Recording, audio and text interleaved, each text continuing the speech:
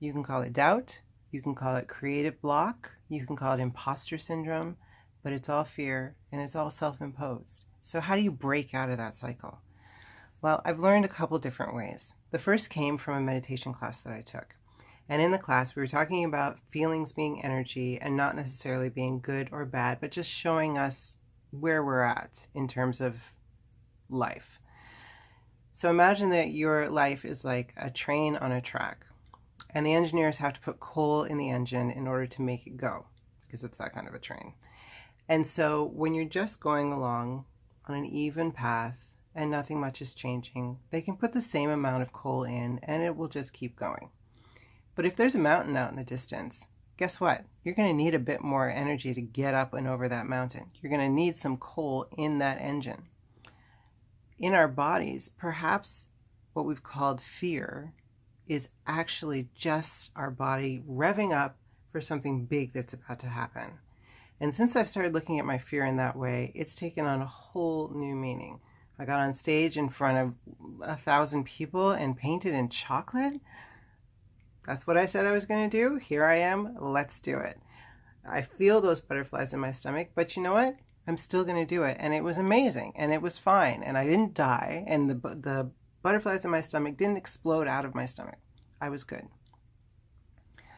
I've used this so many times that when I feel that a little bit of scared, I know something big is going to come. And I know that it's not a bad thing that my energy is building up in me. The second way that I break that cycle is I just go down to the studio and I make something anyway. I'm not feeling it. I know it's not going to be great stuff, but you know what?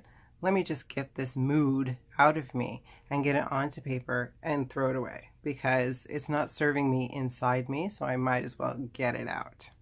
And the last way that I deal with things is I walk away. I go do something else like fold laundry, or I watch a video, or I read a book, or I just get out of the house and go for a walk. I just walk away from whatever I'm working on and I come back to it. But I come back to it. I don't just leave it and say, well, I come back to it because when I have a better mindset, it's going to get finished. It's going to move forward. But if I leave it forever, then I've completely lost that opportunity to create something amazing.